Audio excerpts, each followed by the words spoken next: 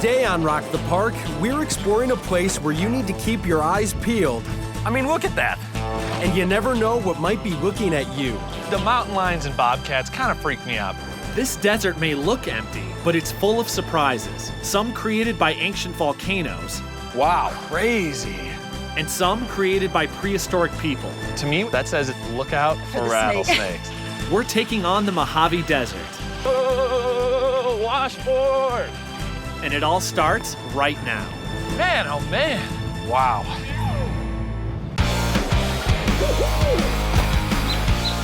I'm Jack Stewart. And I'm Colton Smith. We've been buddies for years, and we love exploring the national parks. It's all about packing up a car and just doing it. Just hitting the road. Our goal is to visit every national park in this country. And when you go off the beaten path like we do, there's no telling what will happen next. Get set to rock the park. This episode is sponsored by the National Parks Conservation Association. For nearly a century, NPCA has protected America's favorite places and is inspiring the next generation to protect them too.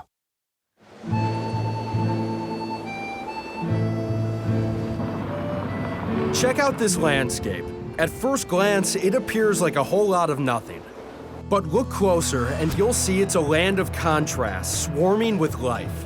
Today, we're exploring two of the best-kept secrets involving our national parks. First, it's where we are. This park contains 3 of the 4 major deserts in North America and the largest Joshua tree forest in the world. Yet many people don't even know it's here. We're also getting together with a group that's been protecting our national parks for nearly 100 years. Welcome to Mojave National Preserve in Southern California, the 3rd largest park unit in the lower 48. Its 1.6 million acres of spectacular wilderness are never crowded, even though the preserve is only a couple hours away from Las Vegas. To start things out, we're headed to the Rings Loop Trail to meet up with our friend Teresa Pierno, who is the president of the National Parks Conservation Association. The NPCA has been a powerful independent voice working to strengthen and protect our national parks and monuments for nearly 100 years. Hey! So good to see you. Good to see you. Fancy meeting you here out in the desert. Gosh, isn't it beautiful? It is. It's stunning. Thanks for inviting us out here. Well, I'm so glad you were able to make it. We're here to learn more about the desert and about the work of the NPCA.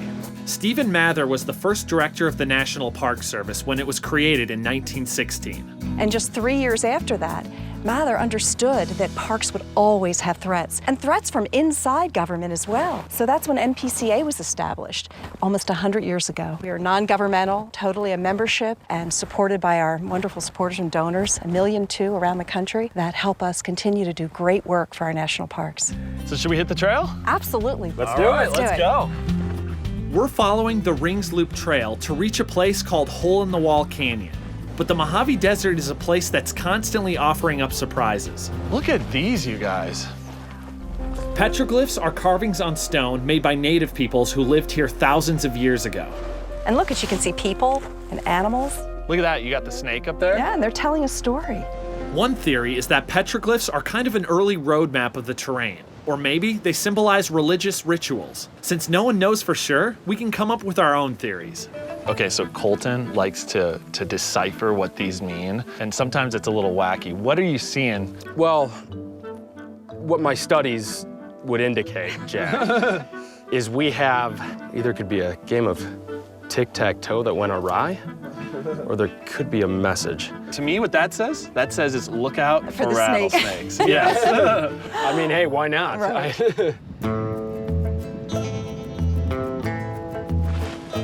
This area is called Hole-in-the-Wall, and it's obvious as to why. These cliffs are actually piles of volcanic ash and lava built up over millions of years. The holes were formed when pockets of hot gas expanded inside the cooling lava. So it's crazy. You can see all these different holes, and birds like the red-tailed hawk will actually make their homes in there. Red-tailed hawks are good at making homes almost anywhere, from deserts to mountains to big cities. It's the most common hawk in North America, and all it needs is a high perch where it can watch for prey, like animals and reptiles.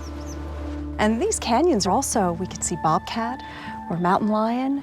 Which the mountain lions and bobcats kind of freak me out because I just picture them like perched up somewhere like spying on you like they do. And It's true that mountain lions hunt by stalking and ambushing prey, and they can drop down from as high as 50 feet. But they're also few and far between and almost always hunt at night. Bobcats have similar hunting habits. They're smaller, but strong enough to bring down a small deer.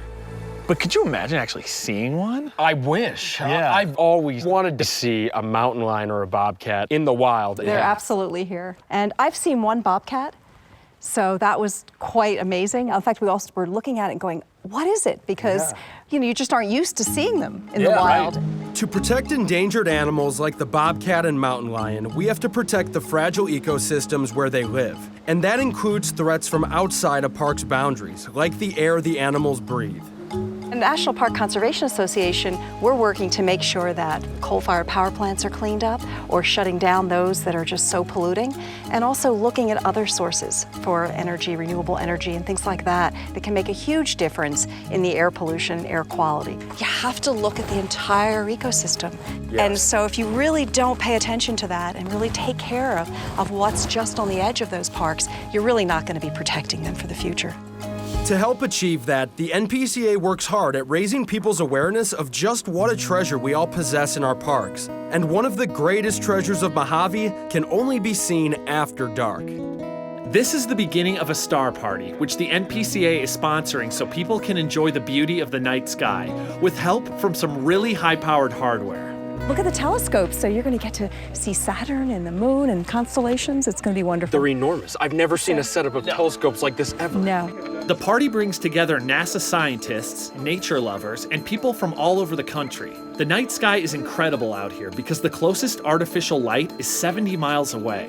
Saturn is so clear and so close, I can see the rings. Do you know how far away that is? It's roughly 800 million miles, maybe 900 million. The sky is so dark, even the closest objects take on a whole new look. I can't believe this. Right here, they've got the moon, but the moon's so large that it doesn't even fit into the entire frame here. And that's the magic of Mojave. Because it's one of the darkest places in the lower 48, you can connect with nature both near and far, far away. We're in the Mojave National Preserve in California, about to explore a place that may look desolate, but is actually teeming with wildlife. Today, we are hitting the Teutonia Peak Trail. We're gonna see some things that are really unique to Mojave. Yeah, we're gonna be going by abandoned mines. We're gonna be hiking through fields of Joshua trees, and hopefully we'll get to spot a desert tortoise. Seeing these guys is rare, I mean, extremely rare. But we're gonna keep our eyes open and maybe we'll get lucky. I've got my binoculars, so I'm gonna have them out and, fingers crossed. There's not many forests in the middle of a desert, but right from the start, we find ourselves surrounded by one of a kind. Man, look at that Joshua tree. That is a big one. That's over 20 feet easily. Joshua trees grow in arid parts of Southern California, Utah, and Arizona. But the largest Joshua tree forest in the world is right here.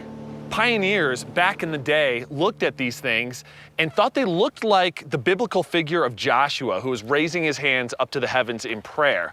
Whenever I see a Joshua tree, it reminds me that I need to walk humbly through the desert because it is a harsh, harsh place. It does rain in the Mojave every once in a while, and in the spring, the desert explodes with color as the wildflowers bloom. Here, a little moisture is all it takes to start the Joshua trees growing. Just for their seeds to germinate, they need well-timed rainfall. And once that rainfall does come and these things start growing, you can judge their age. They grow about 1/2 inch to 3 inches a year. Looking at this guy, he's one of the elders out here in the forest. Joshua trees aren't fully mature until about 60, and some can live as long as 500 years. Native Americans used the bark for making sandals, and later European settlers used the branches for building fences. The tree or plant of many uses. Absolutely. It's probably the most famous inhabitant of the Mojave Desert. Yeah. But it's far from alone out here. You gotta watch out for these. This is a cholla cactus. It thrives in hot, dry locations, and it's got its own defense system. I mean, look at that.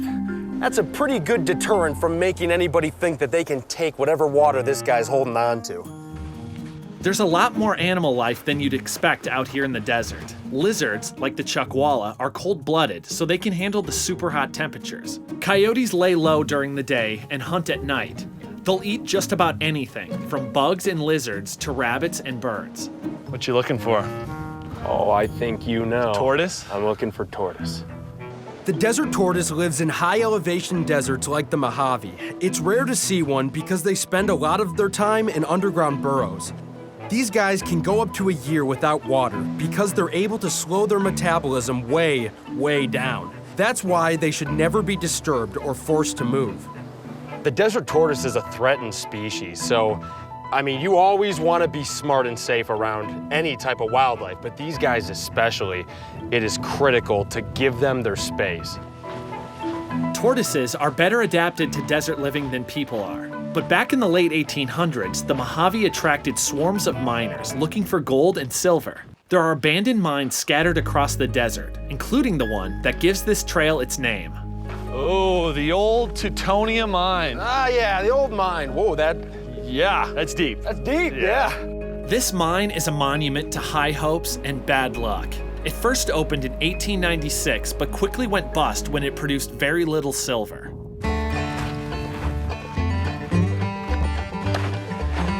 We're gradually working our way up the Cima Dome, a dome of rock 70 miles across and 1,500 feet high, pushed up like a bubble by underground volcanic activity. Looks like we're getting close. Teutonia Peak is the highest point of the dome, 5,627 feet. The last few feet don't come easily. How's it look over on your side?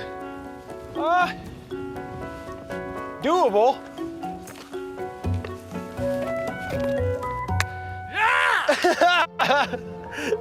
Man, oh man. Wow. You can see a lot from up here. Oh, you can see miles and miles.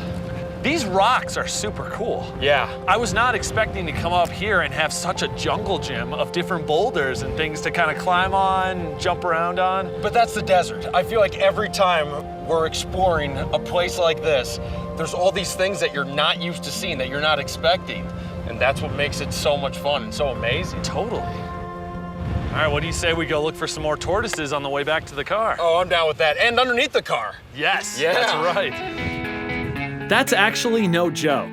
The Park Service recommends that you check underneath your vehicle if you've left it standing for more than 2 minutes, in case a tortoise crawls under it looking for some shade. Nope. Nothing. Nope. All right. No tortoise. Kinda too bad, but it would be a job trying to safely get it out from under there, and we're ready to call it a day. Tomorrow, we'll be biking through a landscape of extinct volcanoes, leaving their mark above and below the ground.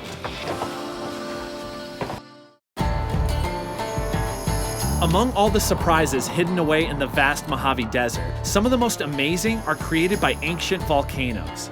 We are hitting the Aiken Mine Road today, which is another crazy unique part of Mojave.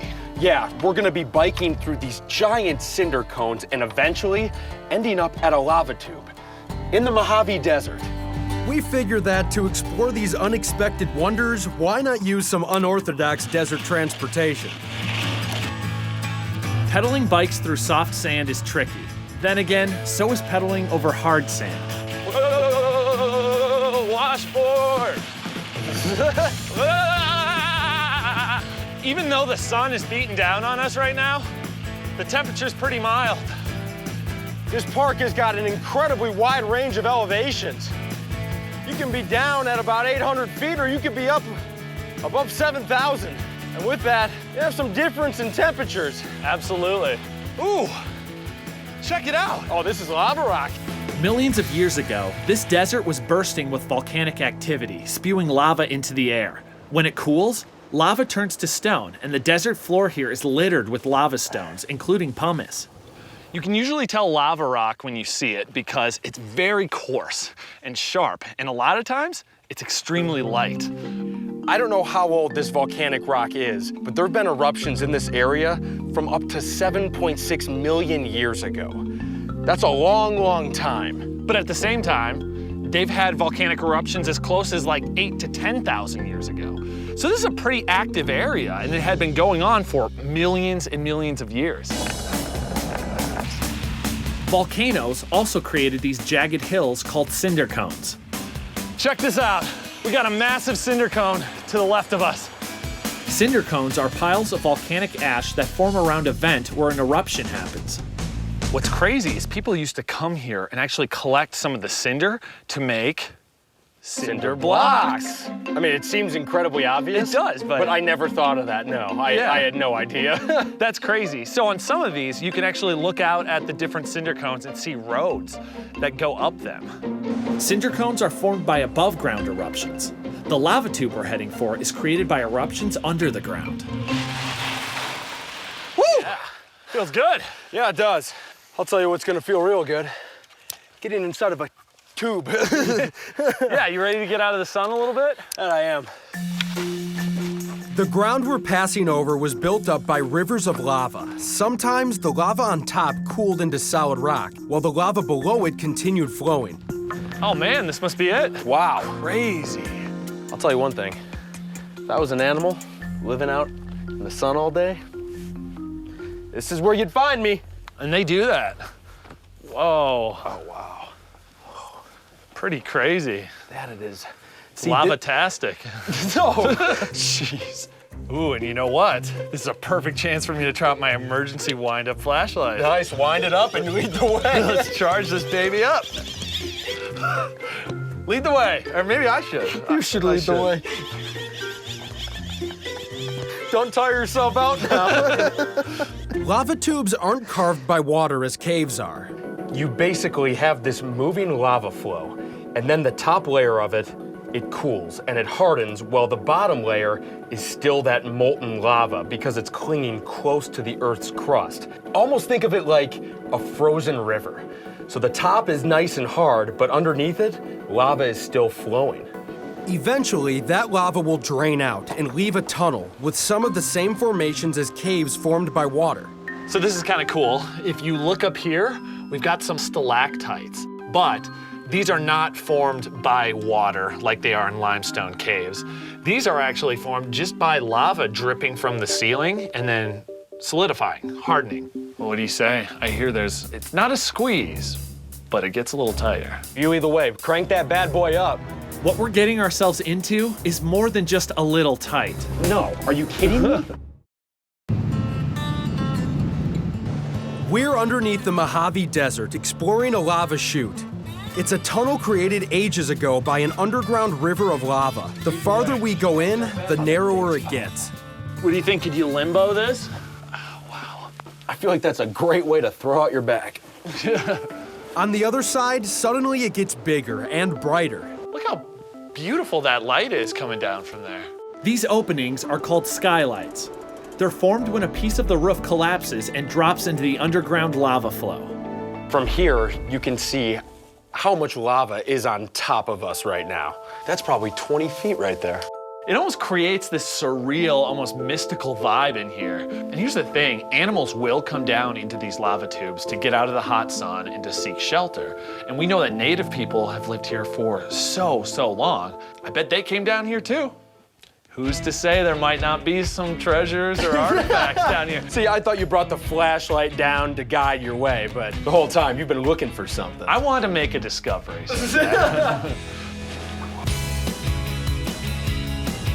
Mojave National Preserve is incredible. I mean, talk about a hidden gem. What a fitting way to end this trip. In a lava field, that is something that 3 days ago, I did not know that this place had. And it's not just one lava field, it's miles and miles of lava and cinder cones and lava tubes. That's why it's so important to have groups like the National Parks Conservation Association. People who are here to make sure that these places remain like this for generations and generations. It was so special to see people making that connection with the stars, the planets, and galaxies. That right here in the national park, we're a part of the universe. And when you experience it for the first time, you realize that we want to protect these places for so many reasons, and one of them is for the memories that you can create. And remember, if we can do it, so can you. So the next chance you get, go out and rock the park.